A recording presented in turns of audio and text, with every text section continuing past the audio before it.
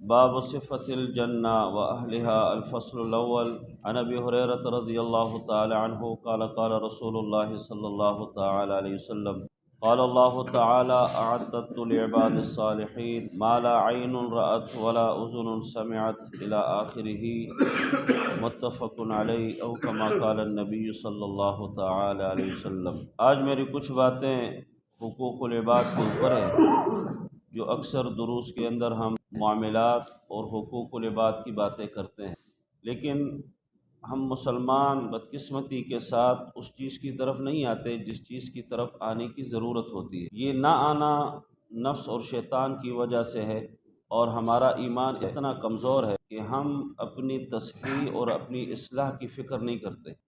ہمیں نفس اور شیطان وہاں لے کے جاتا ہے کہ جہاں پر ہم سہولت ڈھونڈتے ہیں۔ سہولت سے میرے بہیم معنی یہ ہے کہ جو ہمارا دل چاہے ہم وہ کرتے ہیں۔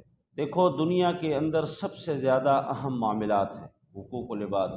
جب تک یہ ہمارے درست نہیں ہوں گے، یاد رکھیں حقوق اللہ درست نہیں ہو سکتے۔ ہماری نمازیں، ہماری عبادات، ہمارے روزے، ہمارے حج، ہمارے عمریں، یہ سب درست ہوں گے جب ہمارے حقوق العباد کی درستگی آ جائے۔ اس بابت پہ میں کئی واقعات بیان بھی کر چکا ہوں، لیکن ایک واقعہ جو تجدیدی ایمانی کے لیے دوبارہ بیان کرتا ہوں۔ ایک بات، دوسری بات یہ ہے کہ جس آدمی کے اندر جو کمزوری ہو معاملات کے لحاظ سے، اس کو آگاہ کرنا بہت ضروری ہوتا ہے، بجائے اس کے کہ ہم ادھر ادھر کے کہیں، اس کو بتائیں اور وہ بخوشی اس کو قبول کرے اور اس کی اصلاح کرے اور اس کا شکر ادا کرے۔ اللہ نے آپ کو جزائے خیر عطا فرمائے، اگر یہ غلطی آپ مجھے نہ بتاتے میں تو ساری عمر اسی طرح رہتا اور میں خسارے میں ہو جاتا، دنیا بھی میری تباہ ہو جاتی اور آخرت بھی میری تباہ ہو جاتی۔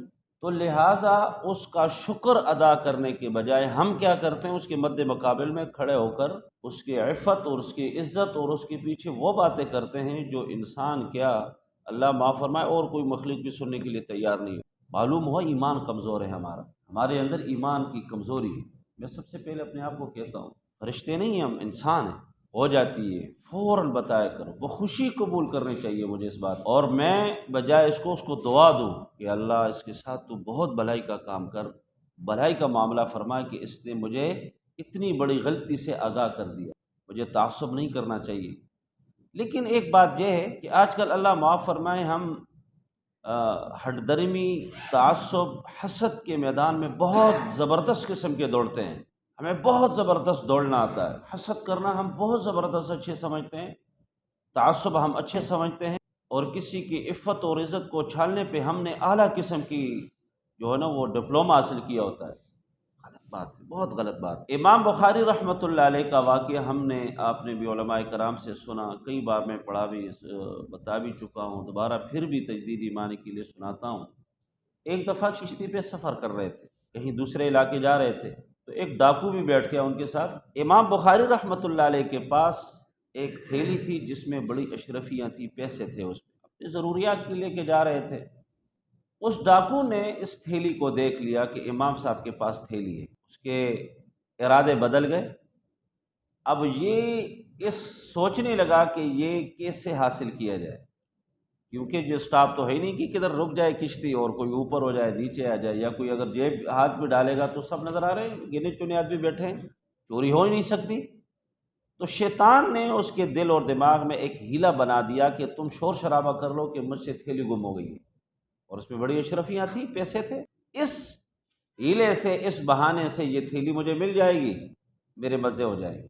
اندازہ لگاؤ ہم کتنے کمزور ہیں ہم۔ اسی طرح کئی واقعات ہوتے ہیں دن میں ہم کرتے ہیں، ہر شعبے والا، ہر پیشہ والا، ہر موقف کرنے والا، جس کا بھی جو نظریہ ہے، وہ خود سوچے کہ میں دن میں کتنی مرتبہ لوگوں کو دھوکہ دیتا ہوں۔ اللہ کو تو چھوڑو نا، وہ تو اللہ معاف فرمایا، دن بدن قدم پہ قدم کرتے لوگوں کو حقوق العباد میرے کتنے کمزور ہیں، معاملات میرے کتنے کمزور ہیں۔ اس نے شور شرابہ ڈالنا شروع کر دے گا، جی مجھ سے تھیلی گم ہو گئی، مجھ سے تھیلی گم ہو گئی۔ تو لوگوں نے کہا کیسے تم سے گم ہو گئی، یہ چیزیں بھی پڑی ہوئی ہیں، کوئی آیا نہیں ہے، کوئی گیا نہیں ہے، کوئی اترا نہیں ہے، کشتی ہے، سفر ہے، دریا ہے۔ اس نے کہا میں نے تلاشی لینی ہے۔ اس نے کہا عجیب آدمی ہے تو، چلو لے لو، تلاشی لینی ہو، ملاح نے جو چلا رہا تھا، اس نے کہا لینے دو اس کو۔ پتہ چل جائے گا۔ امام بخاری رحمۃ اللہ علیہ نے جب یہ سنا تو وہ تھیلی سمندر میں دریا میں پھینک دی۔ آدمی نے تلاشی لینا شروع کی۔ جب امام بخاری رحمۃ اللہ علیہ پہ پہنچا تو جب خوب تو لوگوں نے کہا کہ اللہ کے بندے یہ عالم ہے، چلو ہم چوری کر سکتے ہیں، ڈاکہ ڈال سکتے ہیں، یہ اتنا پاک آدمی وقت کا امام ہے، محدث ہے۔ اس نے کہا نہیں میں نے تلاشی لے لی۔ اس نے کہا لے لو۔ جب دیکھا امام صاحب کو خوب پھرکا، دیکھا کہ وہ تھیلی کدھر چلی گئی، تو دوبارہ پھر لیا، پھر بھی نہیں تھی۔ بہرحال ساحل پہ جب کشتی لگی، کنارے پہ جب اترے تو یہ آدمی امام صاحب کے پیچھے چلا گیا۔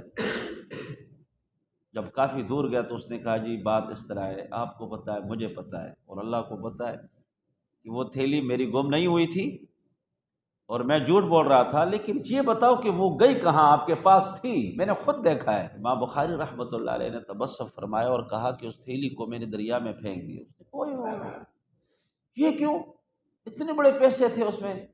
امام بخاری رحمۃ اللہ علیہ نے فرمایا پیسے کی بات نہیں تھی، میری علم، میرے لباس کی بات۔ اگر تھیلی میرے پاس نکل آتی، یہ تو آپ کو پتہ ہے کہ وہ آپ کی نہیں تھی، لوگوں کو یہ تصور ہوتا کہ یہ امام بخاری نے چوری کی ہے، جس کی وجہ سے میرے معاملات خراب ہو جاتے اور میرے پھر دین کی بات سننے کے لیے کوئی تیار نہیں ہو۔ یہ معاملات آج ہمارے معاملات جب ہمارے اوپر اپنی آتی ہے، چاہے عالم ہو جو بھی ہو، سوچتے بھی نہیں ہیں، یہ غلط بات ہے۔ معاملات درست ہوں، اور سب سے زیادہ علماء تم معاملات کو درست کرو۔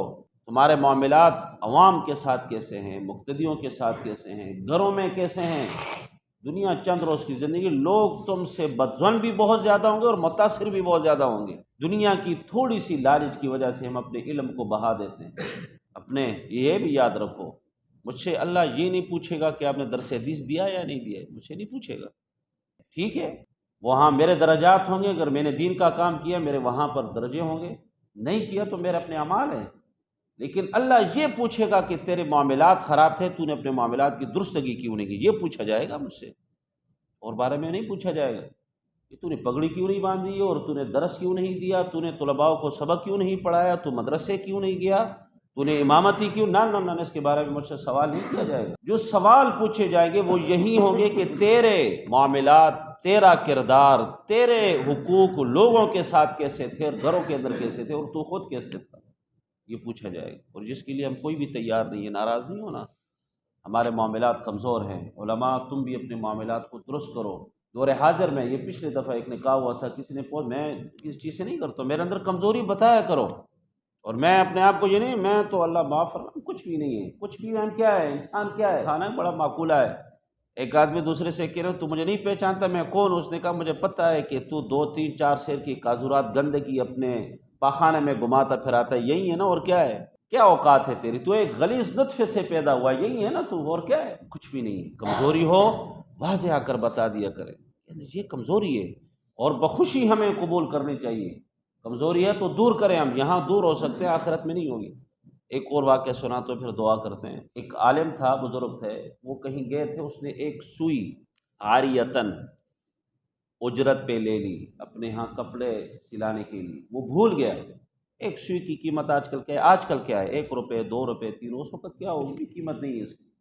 جب دنیا سے گیا، کسی کو خواب میں آیا تو جنت کے دروازے پہ کھڑا ہے اور دروازے پہ دستک دے رہا ہے، اندر سے آواز آتی ہے کہ دروازہ اس وقت تک ہم نہیں کھولیں گے جب تک تو سوئی کو اپنے مالک کے ہاں نہ لوٹا دے۔ ایک سوئی کے بدلے میں، ایک سوئی نہ دینے کی وجہ سے جنت کا دروازہ بند ہے، کھل نہیں رہا۔ ہم تو ایک سوئی نہیں، ہم تو کروڑوں خربوں کے حساب سے مال کھا لیتے ہیں۔ کبھی سوچا ہے ان نمازوں پہ، تہجد کی نمازوں پہ، یہ ایک شیطان کی بات ہے کہ تو بڑا تہجد گزار ہے، تو بڑا عالم ہے، تو بڑا فقی ہے، اور تو یہ اور وہ ہے۔ سب سے بڑا عابد اور زاہد شیطان سے کوئی بھی نہیں، اللہ نے اس کو ملعون کر دیا۔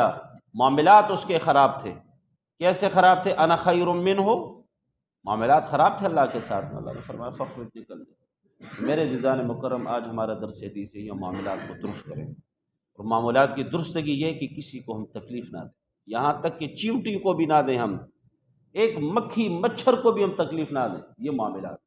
میرے نبی علیہ الصلوۃ والسلام کی کئی ایسے احادیث ہیں جو کہ گویائی کیے، جانور بولتے تھے، کیوں بولتے تھے، وہاں معاملات صحابہ کے درست تھے۔ جب درست ہو جائے تو پھر سارے کے ساری چیزیں اس پہ کوشش کرنی چاہیے آج ہی سے کہ میرے کن کن کے ساتھ معاملات، مجھ سے کون کون ناراض ہے، کیوں ناراض ہے، کیا وجہ ہے میرے اندر کیا؟ ہاں ایک ہوتا ہے کہ تعصب حسد ہوتا ہے، یاد رکھو یہ ایک گندی بیماری ہے جس کے اندر یہ گھس جائے ایک دفعہ، حسد تعصب۔ اور یہ بھی یاد رکھو، اللہ معاف فرمائے، اللہ معاف فرمائے، جس آدمی کے اندر تعصب حسد گھس گیا اور وہ پک گیا، وہ نسل در نسل وہ تعصب چلتا ہے، پھر اولاد در اولاد چلتا ہے۔ اس سے گریز کرنی چاہیے، ہمیں ڈرنا چاہیے کہ میں بھی تباہ اور میری اولاد بھی تباہ کیوں بھائی؟ تو آج میرا یہ ایک دکھ درد تھا، میں نے بیان کر دیا کہ معاملات درست ہوں، ہمارے معاملات بڑے خراب ہیں، اور ہم مسلمان بہت کمزور ہیں معاملات کے لحاظ سے۔